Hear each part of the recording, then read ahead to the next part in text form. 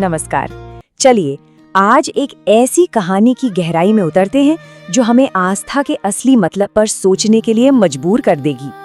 ये कहानी एक सवाल पूछती है कि किसी पवित्र नदी में डुबकी लगाने का असल मतलब आखिर है क्या। तो ये कहानी शुरू होती है हरिद्वार में गंगा के किनारे, जहाँ माँ पार्वती ने भगवान शिव से एक बहुत गहरा सवाल पूछा। और पता है, ये एक ऐसा सवाल है जो शायद हम सब आज भी खुद से पूछते हैं कि हम इतने सारे रीति रिवाज, इतने अनुष्ठान करते तो हैं, पर क्या वो हमें सच में अंदर से बदलते हैं? तो चलिए अपनी कहानी के पहले हिस्से में चलते हैं। यहाँ हम गंगा के पवित्र तटों पर एक अजीब से विरोधाभास को देखेंगे। एक ऐसी जगह जहाँ भक्ति और इंसान की कमजोरियां दोनों एक साथ टकराती हैं। जरा उस सीन की कल्पना कीजिए। चारों तरफ हर हर गंगे का जयकारा गूंज रहा है। लोग पूरी श्रद्धा के साथ गंगा में डुबकी लगा रहे हैं। देखिए, हिंदू परंपरा में गंगा सिर्फ एक नदी नहीं है, वो तो माँ है, मोक्षदायिनी है, यानी मुक्ति देने वाली। तो बाहर से देखने पर तो सब कुछ बहुत पवित्र लग रहा था, है ना?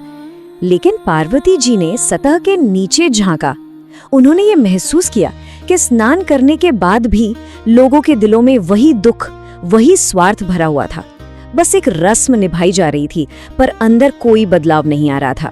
और इसी बात पर भगवान शिव ने एक बहुत गहरा जवाब दिया। उन्होंने कहा, ये लोग सिर्फ पानी में भीगे हैं, इन्होंने सच्चा स्नान तो किया ही नहीं है। बस इसी एक लाइन में पूरी कहानी का सार छिपा है। एक ऐसा सबक जिसे वो अब एक नाटकीय तरीके से सबके सामने लाने वाले थे। तो शिव के इन रहस्यमयी शब्दों को समझाने के लिए उन्होंने एक लीला रची, एक डिवाइन ड्रामा बनाया, एक ऐसी परीक्षा जो सच्ची पवित्रता और दिखावे के बीच एक साफ लकीर खींच देगी। देखिए, प्लान कितना सिंपल था, लेकिन कितना असरदार। जोर की बारिश हुई, रास्ते कीचड़ से सन गए, शिव एक लाचार बूढ़े आदमी के रूप में एक गड्ढे में गिर गए और पार्वती जी को मदद के लिए चिल्लाना था। लेकिन इसमें एक बहुत खतरनाक पेंच था। ये थी वो शर्त।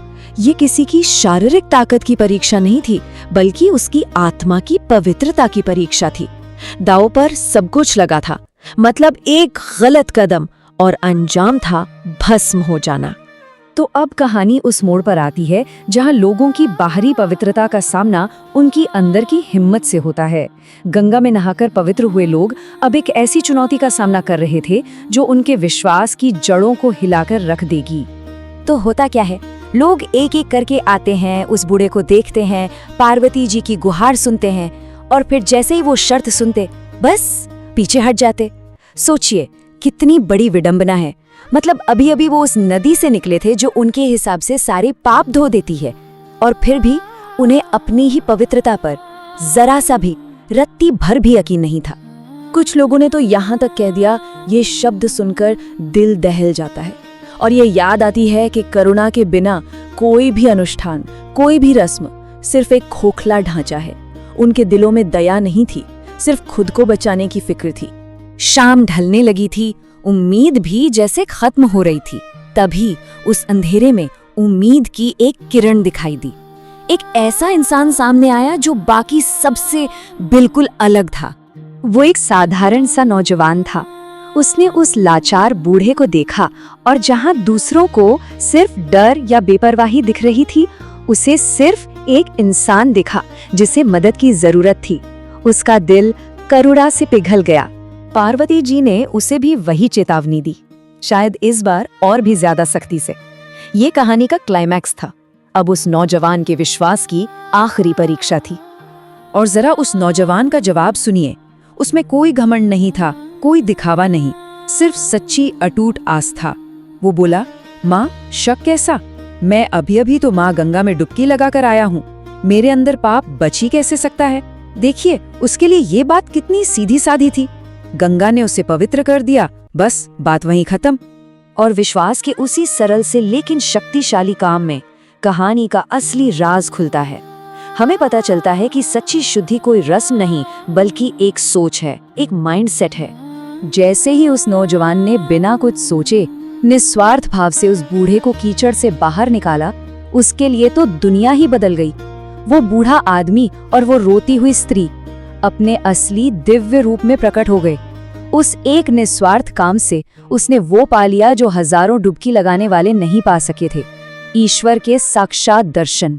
तब शिव ने पार्वती से कहा, और उनके शब्द उस भीड़ के दिखावे को चीरते हुए गूंजे, देखो, इन हजारों लोगों में से सिर्फ इस एक ने ही आज सच्चा गंगा स्नान किया है, क्योंकि सिर्फ वही ये समझ पाया था कि सच्ची पवित्रता पानी से नहीं, अपने कर्मों से मिलती है।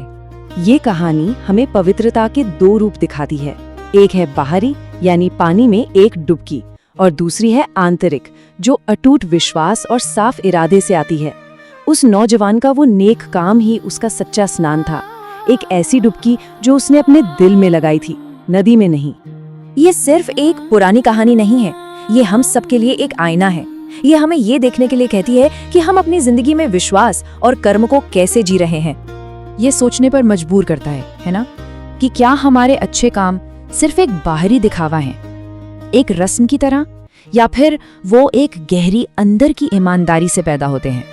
और अगर हम गहराई से सोचे तो जब किसी की मदद की जाती है तो क्या मन में बदले में कुछ पाने की उम्मीद होती है, जैसे कि तारीफ, सम्मान या कुछ और?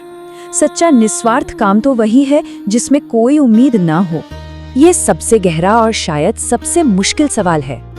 क्या हम अपने अच्छे कामों के पीछे छुपी हुई वजहों को ईमानदारी से देख सकते हैं? क्योंकि ये कहानी हमें यही सिखाती है कि सच्ची डुबकी जो हमें असल में पवित्र करती है, वो किसी पवित्र जल में नहीं, बल्कि निस्वार्थ कर्म के सागर में लगाई जाती है।